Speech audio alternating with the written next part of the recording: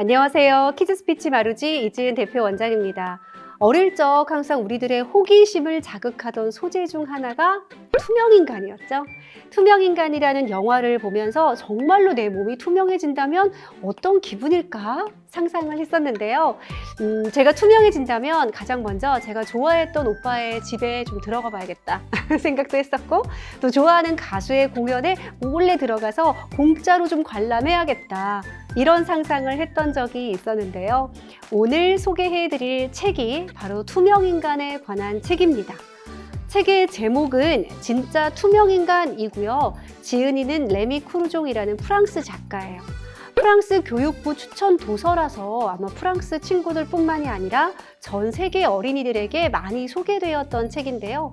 부패되지 않은 이라는 뜻의 앵코티브리 라는 그 아동 청소년 문학상에서 제19회 앵코티블상을 수상하기도 했던 도서라고 합니다. 이 책은 초등학교 3학년 친구들에게 추천을 해요. 물론 2학년이나 4학년도 무방하고요. 이 책은 투명인간이 되고 싶은 소년과 앞이 잘 보이지 않는 시각장애인 피아노 조율사 아저씨의 우정을 담은 이야기예요. 주인공 에밀은 피아노 앞에서는 투명인간이 되고 싶어요. 왜냐하면 조금이라도 실수를 하면 엄마에게 좀 꾸중을 들어서 왠지 위축되기 때문이라고 해요. 그래서 투명인간이 되거나 아니면 저절로 연주되는 피아노를 사서 연습을 안 하고도 멋진 연주를 엄마에게 들려주고 싶다라는 생각도 합니다. 프랑스나 우리나라나 엄마의 기대가 좀 부담스러운 친구들은 종종 있지요. 그런 생활을 하다가 어느 날 피아노 조율을 하러 오신 시각장애인 아저씨를 만나게 된 거예요. 근데 이 아저씨는 한 번도 세상을 본 적이 없잖아요. 그래서 에밀과 친해지면서 에밀은 항상 궁금했어요. 아저씨는 어떻게 세상을 보지? 그래서 에밀은 아저씨에게 색깔을 알려주고 싶어서 굉장히 노력을 했어요. 근데 사실은 이제 에밀이 어떻게 노력을 하느냐에 대한 자세한 내용들이 이 책에 나와 있어서 우리 친구들이 굉장히 주의 깊게 읽고 그 부분을 굉장히 관심 있게 보거든요. 저도 그렇고 아이들도 그렇고 그 부분이 굉장히 인상적이었던 것 같아요. 아저씨도 에밀에게 피아노 연주를 들려주며 둘은 특별한 우정을 나눌 수 있게 됩니다. 그러다가 아저씨가 눈 수술을 하러 멀리 떠나게 된다라는 내용이 있는데요. 그 다음에 자세한 이야기는 이 책으로 꼭 확인을 해 보시기 바랍니다. 이 책을 읽으면서 우리 마루지 아이들이 가장 관심 있게 본 장면은 바로 에밀이 아저씨에게 색깔을 알려주는 장면이에요. 여기 짠! 보이면 뭔가 붉은색 바탕에 에밀이 토마토를 막 먹고 있어요. 근데 다양한 색깔을 알려주면서 에밀이 굉장히 상상력을 동원해서 아저씨에게 아주 세부적인 이야기를 해주거든요. 예를 들어 초록색을 알려주고 싶은데 마땅한 방법이 없는 거죠. 그래서 에밀이 말해요. 가장 초록색인 거는 맨발로 걸어갈 때 발가락 사이로 살살 삐져나오는 촉촉한 풀잎이에요. 그게 초록색이래요. 라고 설명을 합니다. 너무 기발하지 않나요? 이 외에도 다른 색깔에 대해서 에밀이 굉장히 창의적으로 이야기를 해주고 설명을 해줍니다. 근데 신기하게도 아저씨는 다 알아들어요. 그래서 굉장히 큰 상상력으로 에밀과 소통을 하지요. 굉장히 따뜻하고 재미있는 도서예요. 이 도서를 읽고 나면 아이들과 또 생각을 나누어 보시면 좋을 것 같은데요. 어떻게 나누면 좋을지 3가지로 한번 정리해 드릴게요. 또 객관식 문제 중에서 우리 마루지 플러스 친구들이 풀고 있는 친구들 10문항 중에서 재미있는 하나 소개해 드릴게요. 아저씨는 에밀에게 이렇게 말합니다.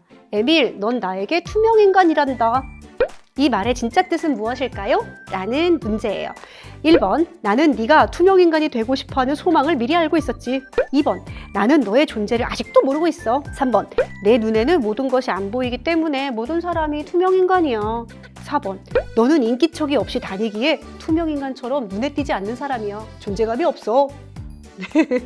그래서 우리 친구들과 이런 문제를 풀어보면 좀 재미있을 거예요. 아저씨의 상황을 아이들이 좀 더 잘 이해하게 하고 시각장애인의 입장에서 세상을 바라보는 느낌을 조금이나마 알게 해주는 문제라고 생각합니다. 또 아이들이 두 번째로 조금 생각을 했으면 좋겠는 문제 중에 하나는 글쓰기 문제예요. 근데 글쓰기 문제 중에서 아이들이 굉장히 심혈을 기울여서 쓰는 문제가 있어요. 뭐냐면 여러분은 어떤 상황에서 투명인간이 되고 싶나요? 그리고 그 이유를 자세히 설명해 주세요. 이거예요. 얼마나 쓸말이 많겠어요. 특이한 건 대부분의 친구들이 곤란한 상황, 즉 숙제를 못했거나 시험을 앞두고 있을 때 도망가고 싶다라는 마음을 많이 표현해서 난 그때 투명인간이 되고 싶어 라고 하는 친구들이 많아요. 어제 저랑 이 수업을 했던 초등학교 5학년 올라가는 남자친구와 이 수업을 했는데 그 친구는 이 문제에 대해서 농구 대회에 나갔는데 졌을 때 너무 투명인간이 되고 싶었다라고 쓰더라고요. 그 이유는 당연히 관중이 엄청 많았고 엄마도 응원하러 오셨고 가족도 다 응원하러 오셨는데 우리 팀이 진 거예요. 너무 안타깝잖아요. 그래서 그 사실이 너무 속상하고 화가 나서 투명인간이 되어서 사라져버리고 싶다라고 설명을 하더라고요. 물론 우리 아이들뿐 아니라 어른들도 살면서 투명인간이 되고 싶은 경우가 많잖아요. 부끄럽고 당황스러울 때 한순간에 이렇게 싹 사라져 버렸으면 좋겠다라고 생각하는 경우가 있는데요. 우리 아이들의 마음도 따뜻하게 읽고 다독여 주시면 좋을 것 같습니다. 그리고 마지막으로는 에밀이 표현한 여러 가지 색깔의 표현법 있잖아요. 그거를 나만의 방법으로 바꾸어서 아저씨에게 알려주는 거예요. 그런 질문을 해서 우리 친구들에게 생각의 어떤 창의성을 열어주는 거죠.